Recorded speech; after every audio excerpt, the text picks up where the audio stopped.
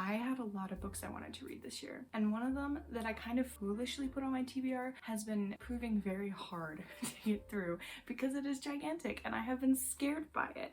And so I have had it on my bedside table for like a month and a half, being like, oh yes, I'm going to read that. That's happening. And I've read one chapter of it. So I decided to put this in a reading video so that I'm kind of forcing myself to read it by the end of the year, because if it's in a reading video, I have to read it, right? The book I wanted to read by the end of the year was War and Peace by Leo Tolstoy. I have read the entire introductory chapters. I have read the introductory stuff. I have read the first chapter. I have read like a couple things past the first chapter. It is not hard to read. This translation is very simple to understand, but I have been terrified by it because it is gigantic. It is as big as my head. It is a beast of a book, but I really want to read it by the end of the year. And if I don't, I will feel a little bit disappointed in myself. So it is the beginning of November right now. And if I start now, I can definitely read by the end of the year. I don't think this is going to take me 2 months to read. I think if I sit down and do it, I can read it within 2 or 3 weeks. I really do. I think if I put that much time and effort into it, I could get it done. I just haven't put any time and effort into it. So we're going to get through this. All right. So the premise of this book that I understand at the moment is that there is a prince and princess in the Russian era, and this is near Napoleon. So Napoleon's like taking over everything, and Napoleon wants to take over Russia. And I know that it has to follow like a bunch of different main characters. I know there's a couple that are the main characters according to like the prologue to this book by I think one of them was by a historian and one was by a translator. It was a while since I read that. I should probably reread it, honestly.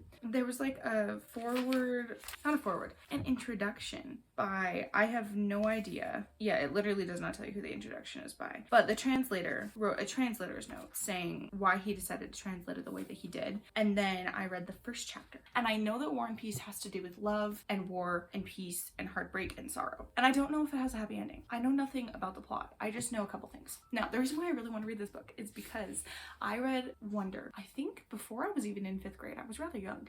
And the older sister to Augie in that book reads War and Peace when she was, I think, before 9th grade. And so I was like, I want to read War and Peace someday. I want to be like this character in a book. And then I came past 8th grade, came past 9th grade, went through the entirety of high school, didn't read it. The other thing that made me really, really, really want to read it was I watched the new Charlie Brown movie, the Peanuts movie, and he has to read War and Peace for a book report. Leo's Toy Store by War and Peace. I saw that and I was like, well, if Charlie Brown can do it in a night, I can absolutely read War and Peace. So those are my 2 influential things that made me want to really read this. I am excited to read it. I'm just scared.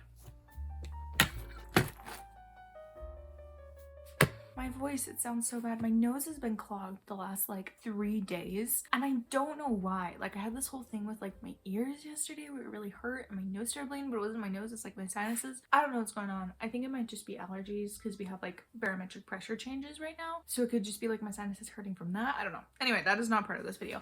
I have made it a significant chunk into War and Peace. And by significant chunk, I have read 275 pages. Actually, I think it's a little bit more than that because I was listening to some before my shower. I did say listen. Let me tell you a story really quick. So I was like, I think I made it like 60, 70 pages in. I was like, here, I was feeling so discouraged because I was like, I'm never getting through this book. I've been reading this for a day and a half. I made barely a dent. I understand it's because it's like an old, harder book. So I'm like trying to understand it and I'm trying to remember all the characters and all this stuff, but I was just so discouraged. I was like, I have so many things I need to do. I also started working on some presents for my family. And to do that, I needed my hands and my eyes. And I couldn't do that if I was reading this book, but I'm like, I really want to finish this book. I want to finish it for the video. I want to do like so many things. I was like, okay, let's just look for an audiobook. My reason that I didn't get an audiobook before is because this book specifically has a different, I think a newer translation. It's like the newest translation of it. I picked this book up a couple years ago and I think it's like a 2005. Yeah, this first was published in 2005 and I picked up my copy in like 2015. No, maybe 2020, around there sometime. So it's a fairly new translation and I couldn't find the audiobook. So I was looking at the audiobook. I found the translator and the audiobook, but it's not available here. It's available in the UK, but it's not available in the US due to publishing rights or something like that.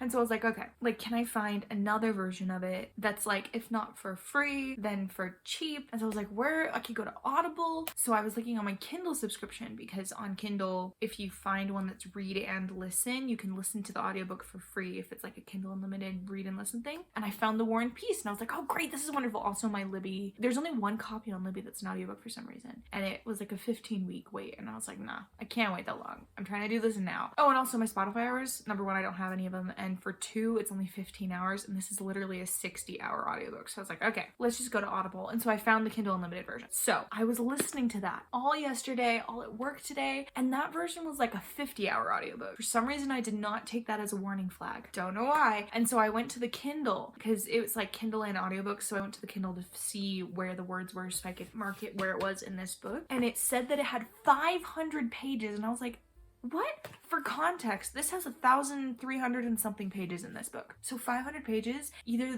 the print is huge, because this isn't like this isn't the biggest print, but it's also not small print. And I've seen copies that have rather small print that are like less than 1,000 pages. So I was like, well, maybe it's really small print in the version that they have, because the Kindle pages aren't the same as how many tabs you do. So I was like, maybe it's something to do with that. And then I realized it's abridged. I had this like sinking gut feeling, because I hate abridged versions. I hate it because they never tell you that they're abridged. I have never seen a warning label on a book when, like a classic, when it says it's abridged. It only says complete and unabridged, but it doesn't say it's abridged on the front or anywhere I could see. So I quickly scrambled to my Audible app, went to my Kindle app, tried to figure out. I looked everywhere. I couldn't find anything that said it was abridged or unabridged.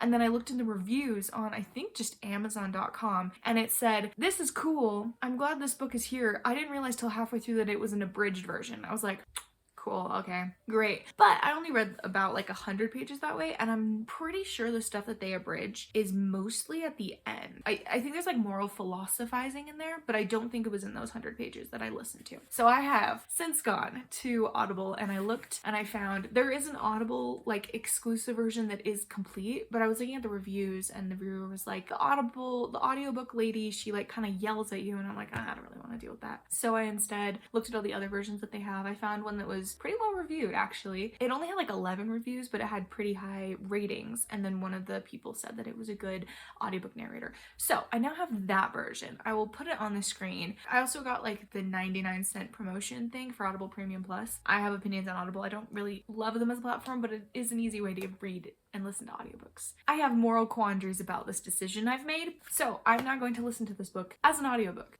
Yay! I think I'm also going to dual read it, which is why I've been marking where I am physically. It also gives me a good view of where it is, because I have it slightly higher than like the regular speed. I have it like 1.35 speed or something like that. I think I'm past the 10 hours. I've listened to 10 hours of it, because I'm about 20% of the way into it, according to Goodreads. For some reason, Audible doesn't tell you the actual number of hours you're reading. It tells you how many hours you really have left, not the hours of the audiobook, which kind of annoys me, but whatever, it's all right. Because I always look at it and I'm like, oh, that means that I have somewhere around 45 hours. Anyway, that is what I have been doing the last couple days. Now to give you a review of the book so far, just from like a book standpoint. I am enjoying it, but I don't like military stuff. I don't know why it never occurred to me. It's literally called War and Peace, but I always was kind of just like, oh yes, I know there's love stories in here and it's this great big epic, and I was thinking it was something more along the lines of like Gone with the Wind or something like that. It is actually no, because Gone with the Wind sticks with the one main character and it doesn't really change to a different character's viewpoint. It does go off into random tangents, but it doesn't change in the character's viewpoint. So it isn't a lot like Gone with the Wind, but it does have that sense of this is the character and we're gonna see everything that happens to them in their life for 10 years. That's kind of the vibes I'm getting of this book. The pacing so far is really good. My only problem is I am so bad at remembering Russian names, and this is a personal problem. Same with French. When I was reading Les Miserables, I always think French, I'm saying it wrong, but no, it just ends abruptly. Les Miserables. When I was reading that, it took me so long to remember all the characters' names because it is so hard for me to recognize names in general, and then foreign names are also really hard. But Russian is the worst. I have read a couple books, not on this scale, but I've read a couple books that are in Russian. No, not in Russian. They have Russian characters, and it is so hard for me to remember names because there's so many consonants when I'm looking at them. It's really, really, really hard for me for me to remember the names. And as I'm listening to them, a couple characters I've been able to figure out based on reading the name and listening to it. I've been able to figure out who it is. There's some characters I honestly just need to like go through and be like, okay, what was I confused by? Let's go Google this character, because that's what I was doing at work today, because I was listening to something. I get so confused. I'd be like, what is going on? Who's this character? Because we started into the war section and we started with these characters, and I forgot the characters' names in the book because that was like a previous chapter, and so all those characters that were in the war, I forgot what their names were. And then they also go by their last names instead of their first names, and when they're in society they normally do their first names, and so in the war it's the last names. And so I was so confused. I was like, why are we following this random person? I have no idea. I'm so confused. And so I eventually just Googled it and I'm like, oh, it's that character. Okay, that makes more sense. And I did that for like 4 or 5 characters. But so far I am really enjoying it. I don't want to give too many spoilers. I might include some spoilers stuff at the end of the video if I end up having anything to say. It is a lot more digestible than I thought it was going to be. As I've gotten farther into it, it definitely reads so much easier than I thought. It is not as hard as like Dostoevsky, whoever wrote Crime and Punishment. That one was a little bit harder to understand, and this one's a little bit easier. I think they're around the same time they each wrote their things. Whoever wrote Crime and Punishment also is Russian, and so that one was also hard for me to remember the names in. But that one was a really interesting book. I really liked that one too. Oh, that's the other thing I should tell you about. The translations. There are 2 separate translations that I am now currently consuming. I have this one, which is newer, and this one has slightly more modern script. It reads like, I don't know how to describe it because it is slightly old-fashioned still, but it reads more like someone writing a book set in that time period but written now. It reads more like that, whereas my translated copy that I'm listening to I think is an older translation, and it reads more like translated from that into English from like a century ago. So it's not quite ancient English, but it's also not super modern English, and I like where it's balancing in. So I really like the translation of my audiobook a lot. I don't mind this translation. It is slightly easier to understand, and I don't think it really matters because I'm not reading the pure Russian, so I'm not quite as elitist about this as I could be, because I'm not reading the Russian. That would be reading the actual words that he wrote, and in that I would not want to read any sort of changes, but I can't read Russian, so I have to just read 2 different translations and balance it in my brain.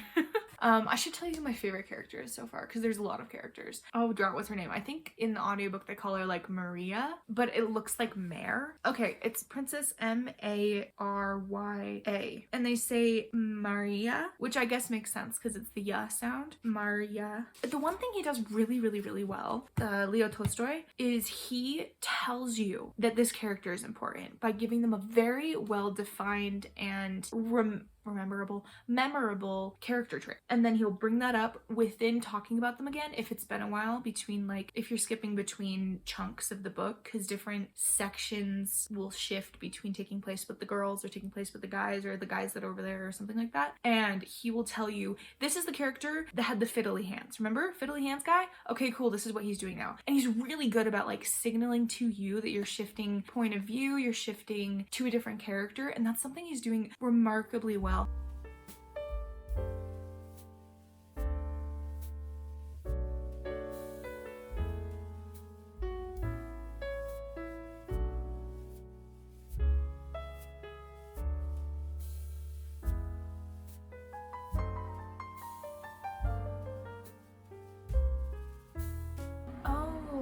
I'm pretty sure this is starting into the Russian Revolution, where they overthrew the government, the kings, and the queens. Interesting. I wasn't sure where this book was heading, because like it's kind of a known fact that Napoleon loses the war against the Russians, like the second war. So I know like there's nothing bad gonna happen there. So I was like, well, what's the actual crux of this? And I think it's the revolution. I don't remember exactly when the Russian Revolution was though. I'm pretty sure it was like a communist revolution. So that might be even later in the future. I don't know. Let me go turn off my fan and then I'll come back and talk to y'all.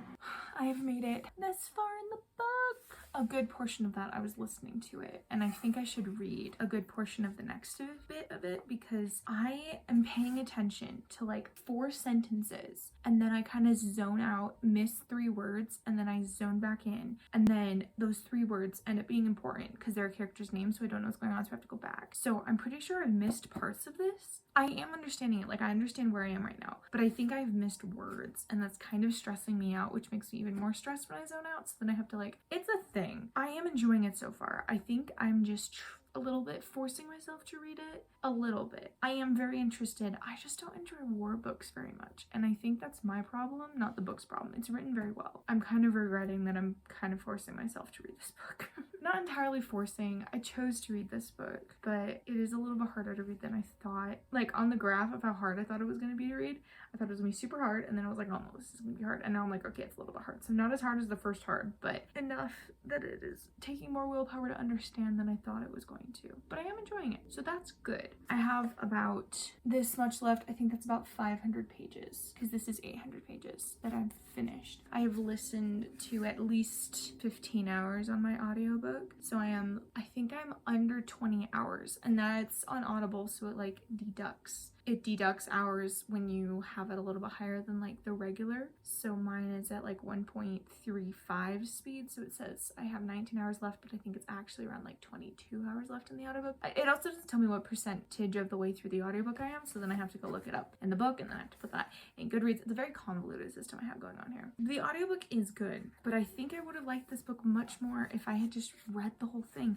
But I also just didn't feel like I had time to read the whole thing. I have done so much Christmas stuff so far while listening to it. I've done a ton of crocheting, and I've done a lot of wrapping of presents. So I don't regret listening to a lot of it in audiobook, but I think I'm going to read at least a good portion like this. I am a good percentage of the way through this behemoth, if not 2/3 of the way done. I am at least over halfway, like 5/8. Yay. I have audibly gasped at one thing that happened in this book, but the rest of it, the characters are just so not unlikable. They are likable, but they're very complex characters, and they have a lot of character flaws, and that makes it hard for you to root for them completely wholeheartedly. Like the character I thought I would like the least, I'm liking the most, and the character I thought I would like the most, I'm liking the least. It's a very weird idea I have of characters right now. So I don't know what my final decision is going to be.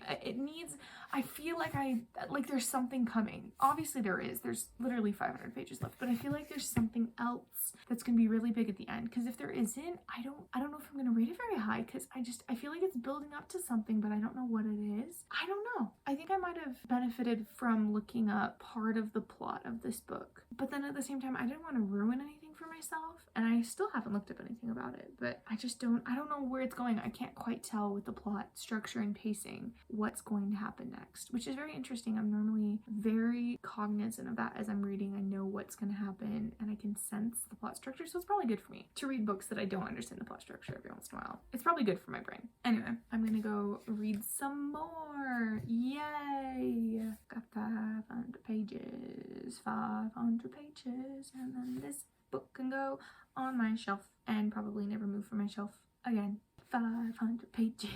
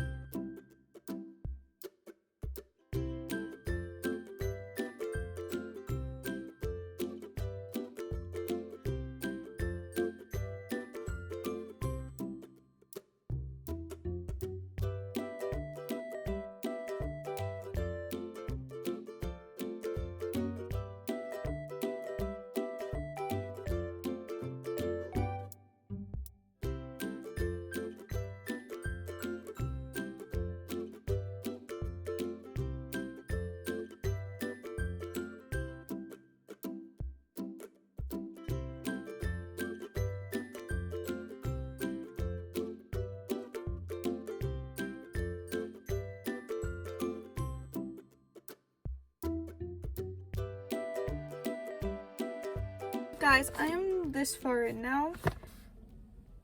He's killed off characters that I cared about. He killed off my favorite character, and I'm honestly really annoyed about that, because before he killed him off, he also kind of ruined his character for me. So that was annoying, and now I just don't have a favorite character, and I'm just like, I don't like war books. Specifically, and especially ones that are like based on real true wars and real true events with like all the heartbreak and suffering that comes with it. I can't handle it. I can't. I was literally crying sitting here because I was like, why did that have to happen now? And I'm so close to the end. And there was also like setting up for a love triangle that I thought was going to be like the ending of the book. No, that love triangle's not happening anymore. And now I don't even know what's gonna happen to my second favorite character. So I'm just mad. I'm honestly legitimately mad about what's going on, because I'm like annoyed. I'm like literally grumpy that things are happening, but I'm also like not thinking it's a bad book. I still have no idea what I'm gonna rate it. I have to read to the end to figure out what I'm gonna rate this book, because it all depends on how he decides to end up with the morals and like the moral compass of these characters, because it's gone everywhere during this book, and I don't know what his point he's trying to make in this book is. So I think I need to read to the end to understand that, because as it is, it's kind of going towards like a there is no God direction, because every time a character finds God, they immediately like don't anymore. So I don't know. I have no idea.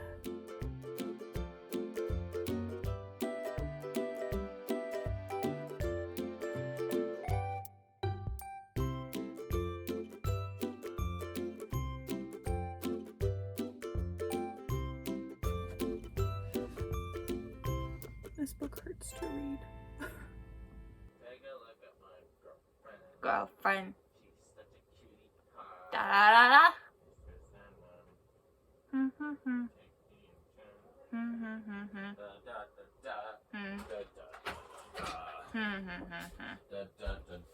Lonesome nights are over. La la da da, lonesome clover is over. I'm so alone. To call mine. Peace and love to Sunday man. Mr. Sandman, take my chance.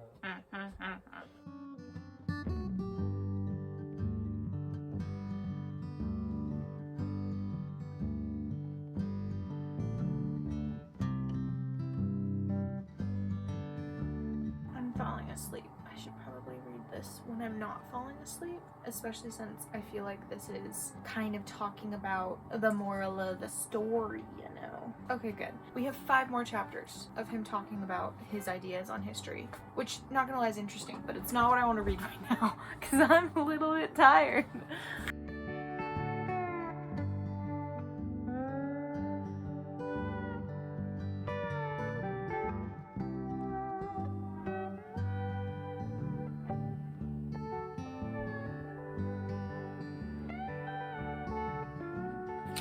There's a character list. I discovered this like 2 days ago and I almost cried because I was struggling so hard with the names and I didn't know there was one at the back of the book. There's also maps. I apparently should have been looking at the back of the book. And there's a summary of chapters. This would have been so useful. I read this book and I don't know how I feel about it. I have finished War and Peace. Guys, I thought going into this book it was going to be a 5-star read, right? As you have seen, my slow progression of just dissatisfaction through the course of this video. I still don't know what my final rating is, but it's not a 5-star read, which is kind of crazy. Because everything you hear about War and Peace, it is the Russian classic. It is the classic, this is the book. It is like, you think about classics, you think about Les Mis, you think about War and Peace, you think about the Bible, like they're all on the same level. And I didn't love it, which is okay. Obviously, like not everyone has to love every classic. And I kind of went into it knowing that I might not love it, especially once I saw the Russian names and I kind of got into that headspace where I'm like, okay, I don't like war.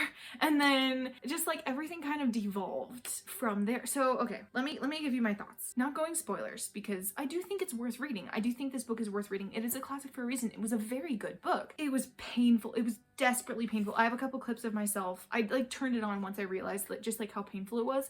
And it hurt to read some of these descriptions of war and the sad things that were happening to the characters. And at the end of the book, I did cry from happiness at a couple of the storylines and how they ended. But I never truly felt connected to the characters. And once my favorite character got killed off, which I won't tell you who he is because obviously spoilers, but once my favorite character got killed off, I kind of stopped caring as much about what happened to the rest of the characters. I just wanted them to end up happy, and they did, but I didn't really care that much who they ended up with, because I was like, my favorite character's gone, you know, like the way I wanted this to happen didn't happen, and so I don't really care anymore how it happens. I just want it to end. That's kind of how it felt at the end of this book. It was such a hard thing to read the end of this book because it is an epilogue split into two parts. So the first half of the epilogue is the endings of the characters' lives, and not lives obviously, but just like the ending of their plot arcs. And then the second half is the 40-page essay that he writes about power and how power is given to important people in history, and then how the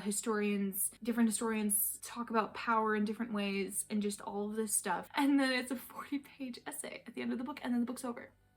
So I have opinions. Actually, I think if I had written this book, I would have put that 40-page essay at the beginning, because as I was reading, I didn't mind the like 5 pages of essay he would throw in every once in a while, because he'd be like, and this is this thing, and this is important, this is, you need to know this, and then this is the important thing that we're going to talk about. And I was like, okay, cool, good, now I know what's going on for this section. That was fine with me. The 40-page essay at the end of the book, when I was emotionally done with the book, I didn't really care as much anymore. I understand that who am I to tell Tolstoy, of all people, how to write a book is kind of dumb, but for me, I would have put the 40-page essay at the beginning. So if I ever reread this book, I'm going to read the 40-page essay at the beginning and then read the book as follows from there. I am very glad that I found an unabridged version though, because I think the abridged version takes out all the essay-like bits, which are the flavor of the book. They are kind of the point of the book, you know? Where the essay is him saying, this is what I think about history, and I think this is how people see history and how it gets portrayed, and kind of like the point of the book is the fact that in history, most of the time historians focus on one important person. So they'll write a book about Napoleon, or they'll write a book about Alexander I, who was the king at the time of this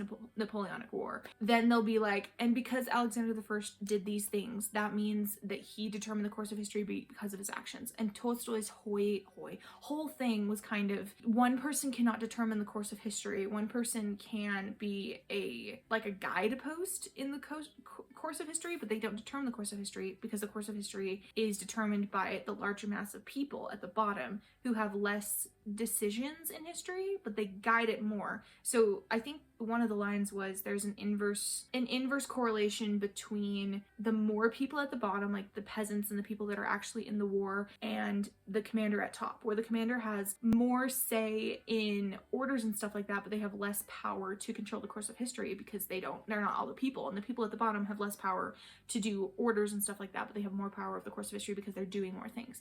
It was a very interesting way to end the book, to kind of sum up the ideas shown in the book, and I'm glad that I read it. It was a good thing to read that essay, but boy, did that destroy my soul, because last night I finished like the book, and I was like, okay, I have like 40 pages left, I'll save that for tomorrow. I'm glad I did, because I was so tired I wouldn't have gotten anything out of it last night if I tried to read it, but at the same time, why are 40 pages at the end of the book an essay? I don't want to read a 40-page essay. If I wanted to read a 40-page essay, I would look up a 40-page essay. I wanted to read a great American novel. It was a great American novel, but it was just... Tolstoy, why?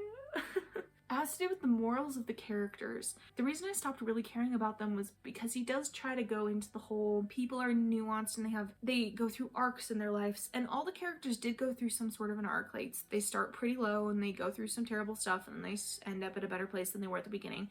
But the place that they end up at the beginning is not a significant jump for most of the characters. It's like they are better, kind of, but they're not like, this person really significantly increased and was fantastic by the end of the book. And I didn't really feel happy with the progress of any of the characters except my favorite character, who was killed off. So, you know, that's fun. I was talking to my dad actually about, when I was about maybe 3, I was like 2/3 of the way through the book. I was talking to my dad and I was like, I am just so dejected, feeling like I don't understand the morals of this story. It doesn't make sense. Like in the afterword of this book, it does say that it's not written like a typical American novel or a typical Elizabethan novel at the time. It doesn't have the typical plot structure that they had. And so that's why it feels so weird to read, because it doesn't really have the typical climax and falling action and all this stuff. It just kind of like happens kind of as it would in the course of history. That helped me, you know, feel a little bit better about the fact that I could not understand the pacing of this book. But then I was talking to my dad and I was like, I can't understand this. I don't understand the morals. I don't understand what's going on. I can't like decide how I feel about this book in the middle because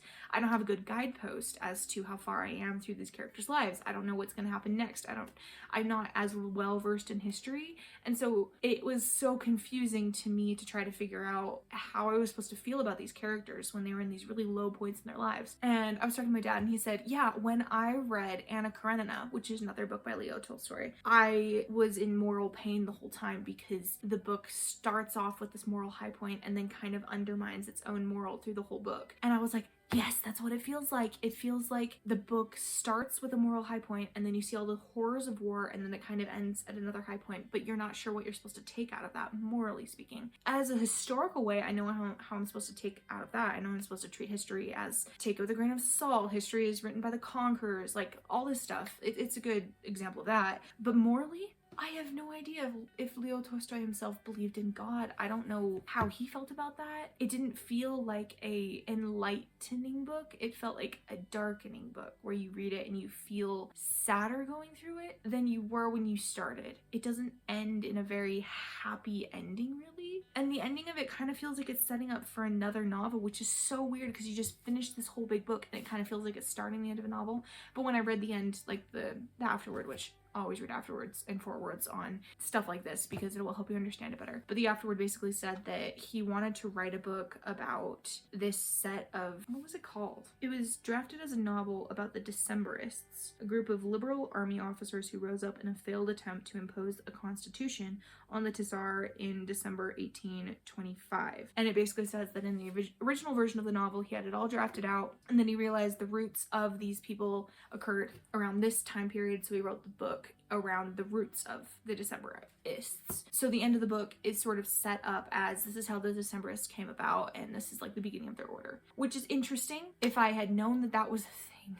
So like a lot of this book kind of makes it seem like you should know a lot about Russian history and you should know a lot about like the Napoleonic Wars, which he does explain a lot about it, but he kind of explains it in a way like you already know about this, but I'll kind of summarize for you, and he skips over some of the details, so it's a little bit confusing to read. I don't know how I feel about this book.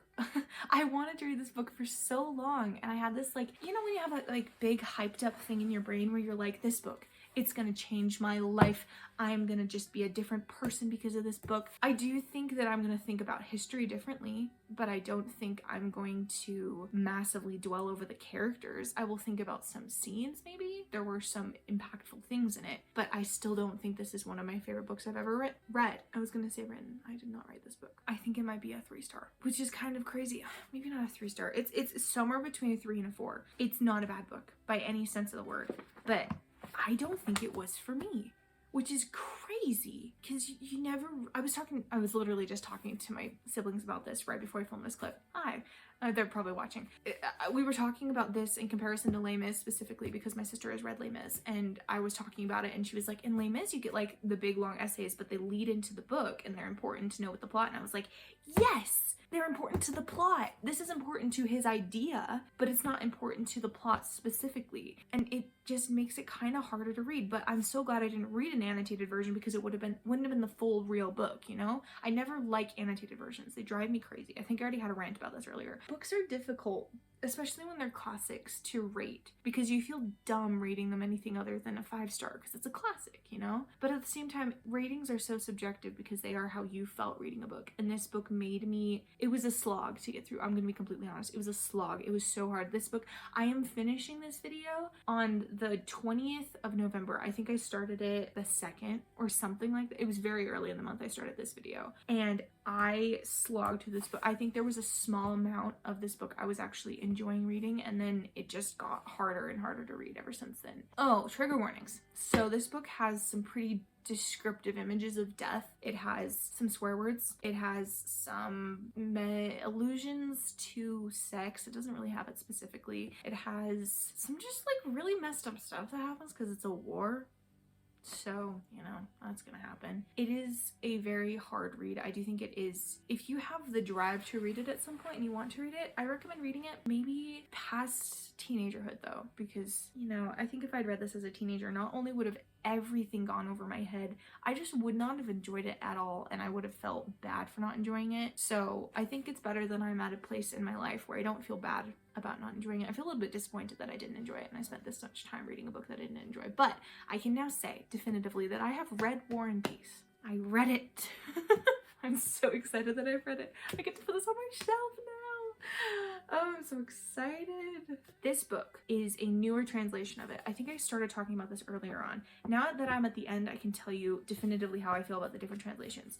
The audiobook I was listening to was a good audiobook. It was a very good audiobook. It had a older translation of it, and so it was written in more like an older time feeling kind of language, which helped me connect with the story in that way where I felt like it was happening in older times. But the audiobook also was harder for me to listen to once we got to him talking about philosophy and stuff like that, because I would kind of start to glaze out and I'd not listen to a couple words. I think I already talked about this, but it ended up I had to stop listening to the audiobook for a while because it just was so hard for me to concentrate on it, and so I had to pick up the physical book to be able to concentrate and read it again. So for the last probably this much of the book, I was going back and forth between reading it and then listening to it. So I half and half listened to and read this book. I liked the translation of the audiobook better, but I liked the physical sensation of reading it the best.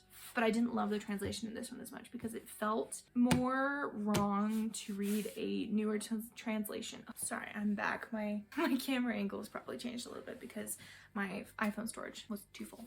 What was I saying? Something about the translation. Oh, it felt kind of wrong to have this translation with this sort of newer way of talking. It felt wrong to have these characters in this time period talking that way. But once I started reading it and like got into it, it was okay. There was just a couple points where I had been like listening to it on the audiobook where it had the older fashioned language, which felt more right. And then I switched to here and it was like really immediate that I would like notice the differences. But once I was like into it, it didn't really matter as much. Again, I'm reading a translation. I'm not reading the actual words that he wrote in his language, so it's not going to be perfectly accurate anyway, so I can't be too high and mighty about it on my high horse about a translation. So yeah, I think that's like the end of most of my thoughts about this book, and I don't know what I'm rating it, so Merry Christmas. I'm a little overwhelmed by finishing this book. I'm gonna have 2 books read in November. I'm not even kidding. I've read this book and 1 other book so far this month. But I have to say, reading War and Peace was totally worth it completely nuking my numbers. So I thought that the last clip that I filmed was my last clip, and then I kind of sat on my review and on my rating and on my thoughts on War and Peace for a couple days.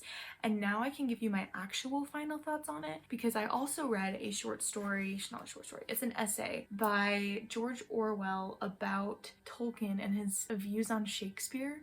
Like an essay that Leo Tolstoy did on Shakespeare, and then George Orwell was talking about his opinions about Shakespeare in the essay. Anyway, it's a good essay. It wasn't very long. I think it was like maybe 8 pages long, but my brother told me to read it because he said it was an interesting thing to read. And I'm really glad that I did, because reading someone else's thoughts about Tolstoy that is intellectual, not just like reviews on Goodreads, because Goodreads reviews on classics aren't necessarily the most well thought out things in the world. They're more just vibes, which sometimes vibes are necessary, but I wanted something a little bit more intellectual to see if they were also feeling the same way I was feeling. So Tolstoy talked about Shakespeare and he was very down on it. He was very much like, Shakespeare's bad and these are the reasons why. And George Orwell's essay on his things about Shakespeare, on Tolstoy's things about Shakespeare, is saying that he's using arguments that can't be valid because they're very biased. You're not supposed to use biased and flawed arguments when you're doing an essay, because obviously that's not like fair to the author. It's not fair to like everything. And then he also said like towards the end of Tolstoy's life, he was a very bitter and almost like a bully of a man towards other people, and he thought that his views were the correct views or something along those lines. I read this like a couple days ago, so I could be slightly wrong, but I think that's like the gist that I got from the essay.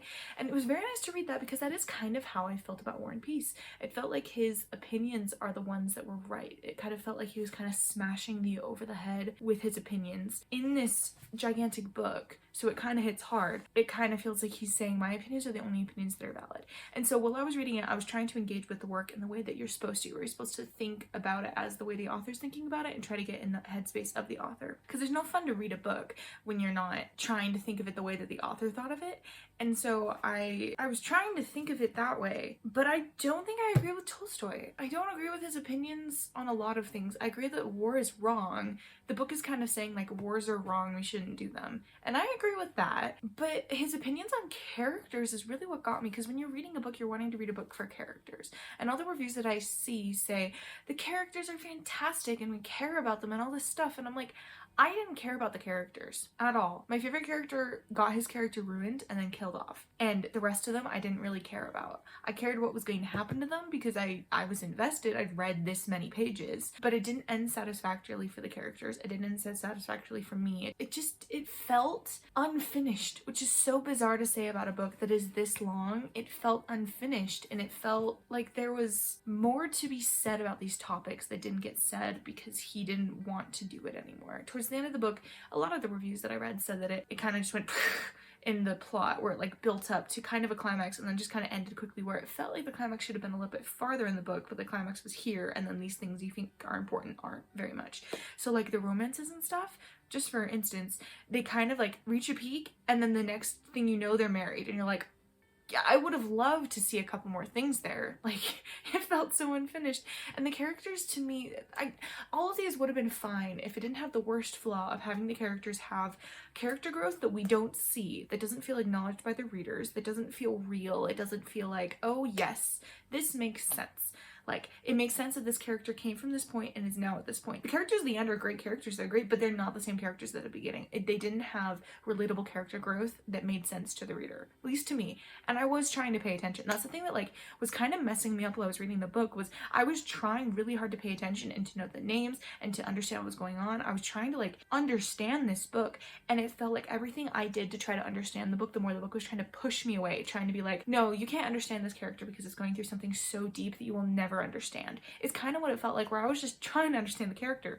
And then also with like the history and stuff, that's fine. His views on history are his own views on history. That doesn't actually really bother me. A lot of the reviews that I saw were like, and then he gave in these huge gigantic essays. The only essay that really bothered me was the one at the end of the book. But it just didn't flow like a novel, which is, it normally isn't something that you're like, that's a crime, it doesn't flow like a novel. The fact that it is lauded as the greatest novel of all time should mean that it at least slightly flows like a novel. Like, at least it has some sort of character wins at the end that makes you feel happy for the characters, because novels are character dependent.